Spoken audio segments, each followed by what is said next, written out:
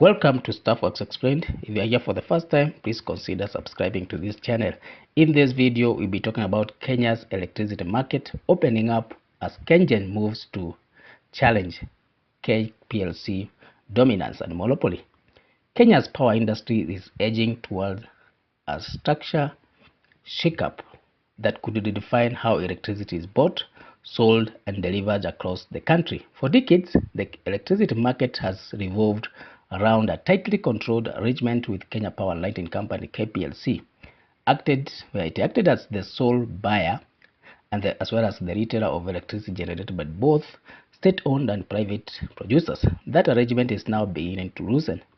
The latest trigger is Kengen's decision to seek licenses that would allow the company to transmit and distribute electricity directly to consumers, bypassing the long-established model where all generated electricity must first pass through the Kenya Power and Lighting Company before reaching homes and businesses.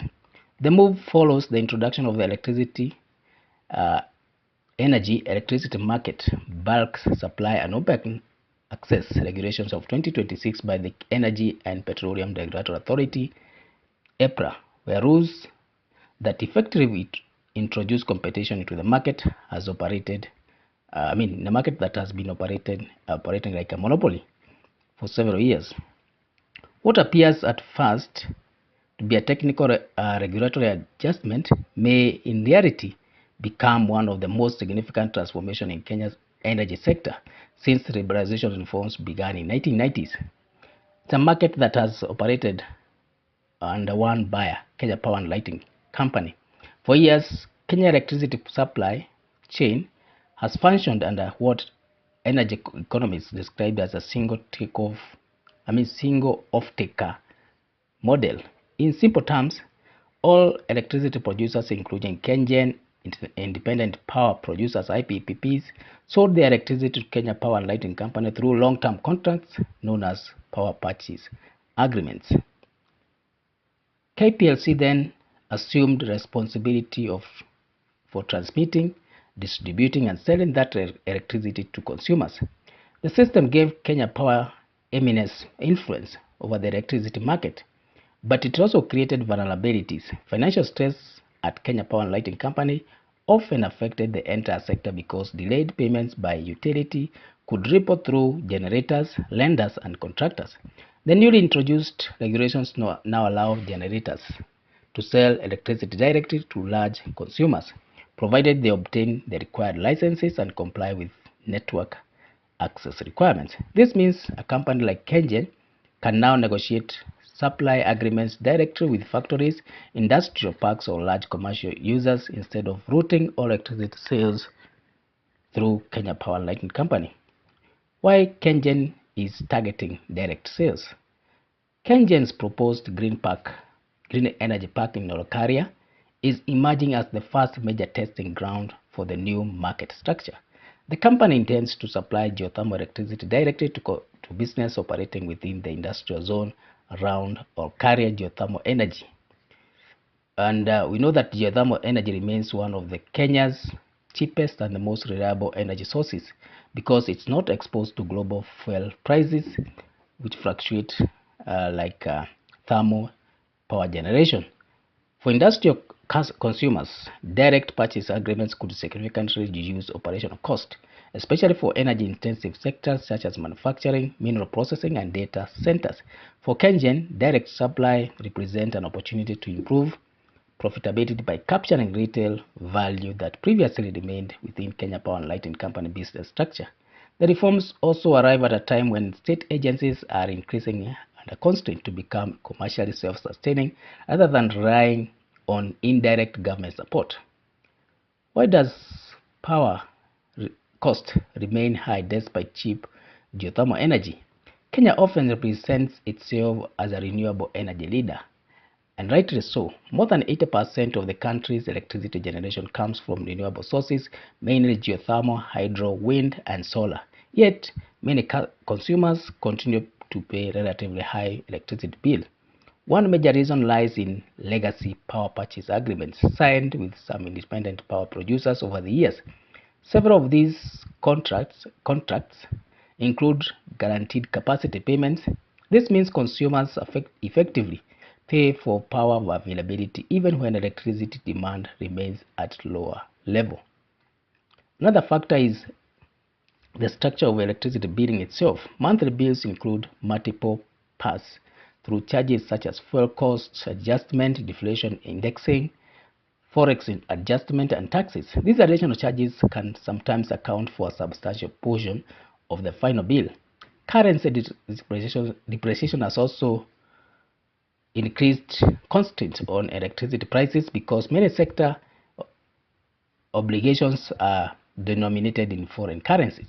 In comparison with neighboring countries, Kenya electricity prices remain higher than those of Ethiopia and Uganda, where hydropower generation lowers average production cost. Tanzania has also benefited from relatively lower gas-based generation costs in some segments.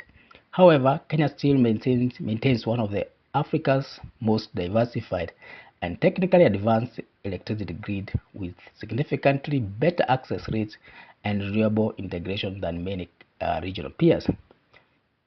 Let's now look why the World Bank is concerned with this liberalization of the electricity market. The World Bank has previously expressed reservation about opening up Kenya electricity retail market too quickly. Its concern centers on the financial stability of the Kenya Power and Lighting Company. Large industrial consumers are among the utility's most valuable customers because they consume electricity in bulk and generate steady revenue. If these customers migrate to direct supply contracts with generators such as Kengen or private producers, Kenya Power and Lighting Company could lose one of its strongest income streams while still being expected to maintain nationwide infrastructure. This creates what utility economists call network cost imbalance. The expensive work of maintaining substations, transformers, and transmission lines would remain largely with Kplc, but the most profitable customers could shift elsewhere. If not carefully managed, this could force the utility to spread fixed infrastructure costs across smaller residential consumers, potentially increasing household tariffs. The World Bank cautions is therefore rooted in international experience. Similar reforms in parts of Latin America and Europe initially produced market distortions before regulatory adjustment stabilized the system. Still, supporters of the reforms argue that competition could reduce inefficiencies that have accumulated under the current structure. Who is likely to enter the market? The opening up of the electricity market is likely to remain limited to Kengen. Independent power producers are expected to aggressively pursue direct industrial supply opportunities, particularly renewable energy, where developers involved in solar, wind, and geothermal products, among others. Large industrial parks may also negotiate embedded generation agreements where power is produced close to consumption points, reducing transmission losses. Foreign investors could eventually view Kenya as an attractive regional electricity trading hub, especially if the country expands regional interconnection with Uganda, Tanzania, and Ethiopia. The reforms may also encourage private investment into battery storage and smart grid technologies, sectors that are becoming increasingly important in modern electricity markets. How are investors likely to react on the Nairobi Security Exchange?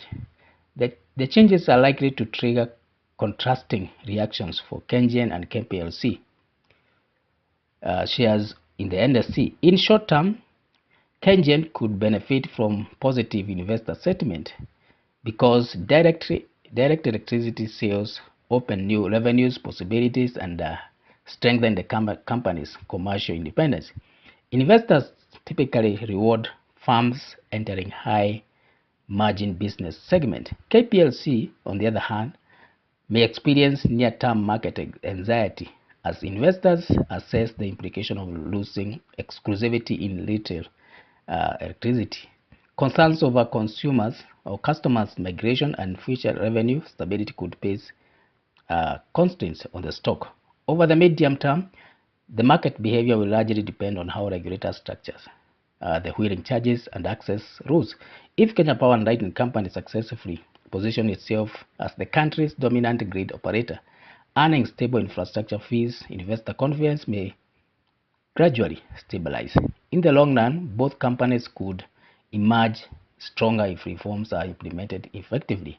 Kengen may evolve into a regional clean energy supplier, while Kenya Power and Lighting Company transitions into modern transmissions and distribution utility, similar to grid operations in liberalized electricity market elsewhere in the world. But poorly managed reforms could produce the opposite outcomes.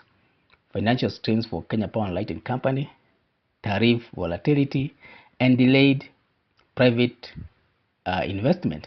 In conclusion, we can say that Kenya's decision to open sections of its electricity market marks the beginning of a profound transition rather than simple policy adjustment. The reforms challenge decades of market structure and introduce competition into a sector that has long operated through a single buyer framework. Kengen's push to supply electricity directly to consumers is likely only the first visible sign of broader restructuring that could eventually reshape the relationship between generators, distributors, and consumers across the country. Whether the reforms lower electricity costs or create fresh financial constraints will depend heavily on regulations, sequencing, as well as the government ability to balance competition with grid stability. For consumers and investors alike, the coming years could redefine not only how electricity is purchased in Kenya, but also ultimately control the future of the country's energy economy. Thank you.